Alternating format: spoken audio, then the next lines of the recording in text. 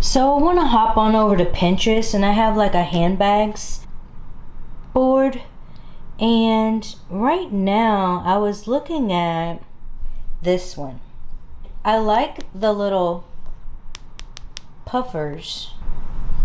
And with all these like scraps that I have, even this, who knows, I need to see how big of squares I need to cut for this.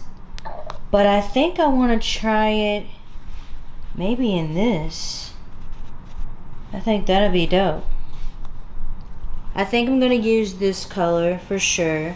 And I'll see how long it takes me to do that. But if it doesn't take me long, you know, maybe I can do something else too. Don't mind my wall here. I had shelves up there and they were I just didn't like them. So I'm gonna do our gallery wall, and I already started that little mixed media piece that I made.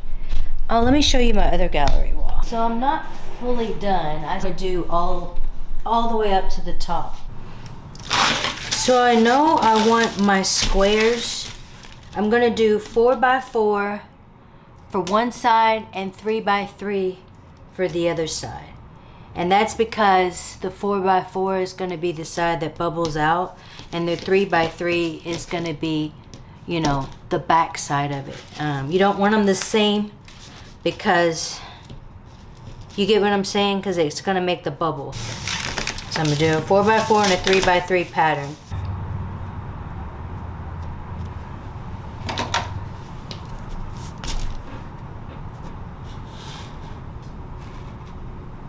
It's 4x4.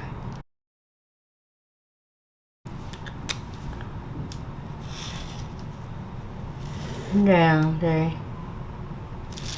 Cause it's 3 inches apart. So as I'm looking at this, so we definitely want 2 rows. So 1, 2, 3, 4, 5, 6, 7, 8, 9, 10. I felt like I screenshot multiple angles of this. Let me check for that. Okay, well, I don't have multiple angles of it, but this pretty much tells me everything. So 1, 2, 3, 4, 5. 1, 2, 3, 4, 5. So we're gonna do 5 on each side, and it kind of goes like this. So it's not gonna be square, and that's good because you don't need. I could do it really square. You could do it really square and have like 2 going up the sides, oval shape. So I'm gonna do that. So we're gonna make 2 rows, 5. So 10 on each side. So 20 altogether. And then we'll just make this for the bottom.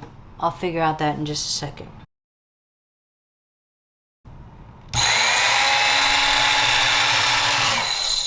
So I got 10 layers of the 4x4 and 10 layers of the 3x3. Technically, we're making little bubbles. So the top piece is the 4x4, the biggest piece, right? No matter what size, the top piece needs to be bigger than the bottom piece. Matching all 4 corners.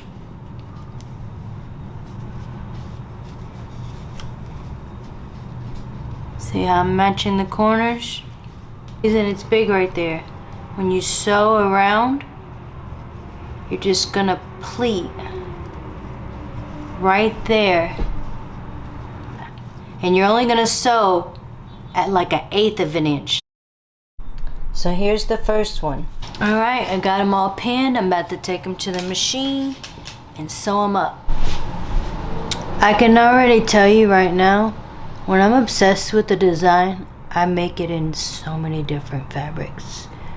I'm obsessed. Okay, so we got all 10 of them. Okay, so now we need to lay them on top of each other. Boom and boom. Sew them this way.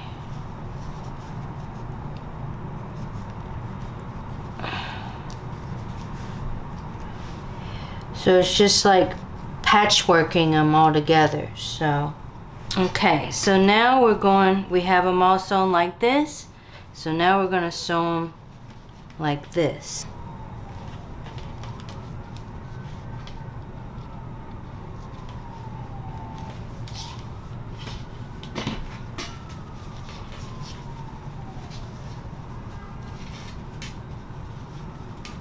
You want to sew right sides facing on these parts, on these seams. Make sure you're, see, like that. And it's all gonna look good once the stuffing gets in it. Okay. And you just want to sew right there, right there, right there, right there. Okay, so far this is it, but I don't know, I just don't feel like, you know what, I'm tripping. I should have made, why didn't I make, I'm tripping. I only made enough for one side. I'm also thinking that I want the bag to be a little bigger. I might make 5 more, add these. I'm gonna attach them this way. All right, so we got these 2 pieces. Editing Asa here, and I just want to tell you all, there's 2 different bags. I thought I lost the footage to the first bag, but I didn't. So that's why in the middle of showing you how to do it, I switched to the next bag, but it's still the same process. It's just 2 different sizes. So now it's time to make the bottom. What I'm gonna do is I'm gonna put my tracing paper underneath here, lay it just like that, and open it up how I want it to lay inside here. Of course, it's all wibbly wobbly. So I'm just gonna make it more straight.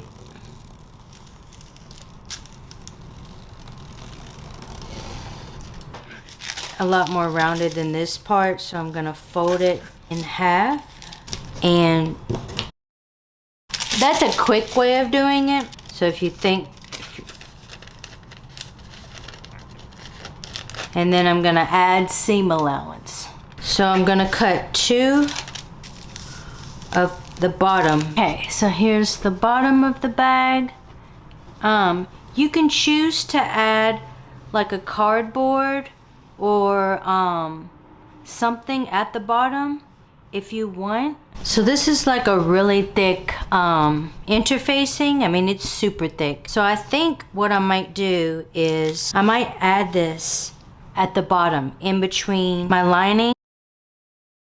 Go ahead and sew this on to the very bottom, and then I'll just put the lining over top of it. So I'm gonna pin this just like I did. It's not perfect, but it definitely is gonna give it way more stability. Okay, I just serged the pieces, and you want to take on the long ends, you want to stitch at 1/8 of an inch right here and 1/8 of an inch right here. So now we're going to pin our lining on, and you want to do right sides together because you don't want any of your seams, any of these seams to show. You want everything, you want your right side to be showing on the inside of the bag.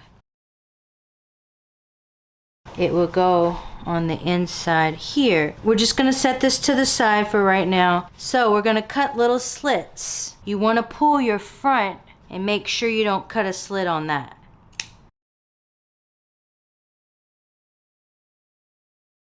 You want to take some polyfill. I like to just push it in with my fingers.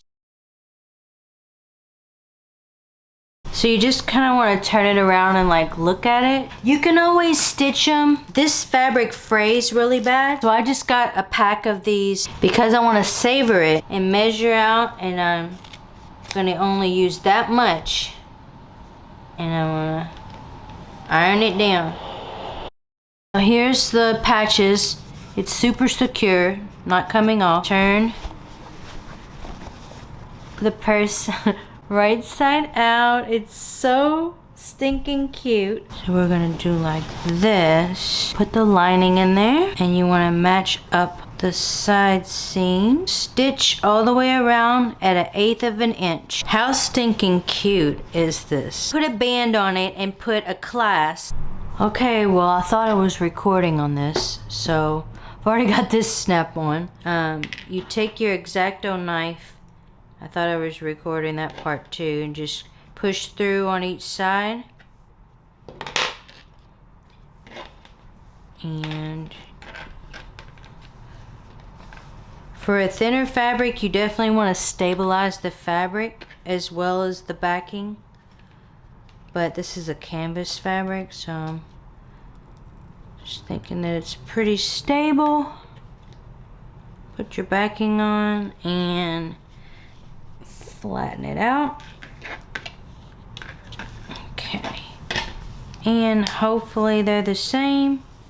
And do right sides together and stitch down the sides. Right sides together. You want to put this on the outside. Line up your side seams and pin them and stitch all the way around. Okay, so I made these straps here. I didn't film making the straps, but the finished strap is 9 inches long. And I'm gonna do little straps right here on the outside, and then I'm gonna do a crossbody with this right here. I just probably go in about 2 inches.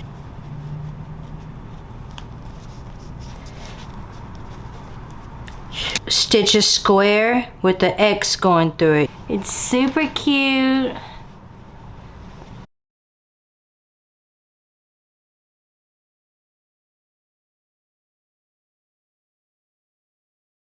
Okay, so one thing I want to try is the band on first. See if it makes it any easier. Because when this is all puffed up, it's really hard getting it in your machine and getting it turned and stuff. Okay, so this is the only one that I hate. I do not like it. It looks like boobs. It looks like a set of boobs or something.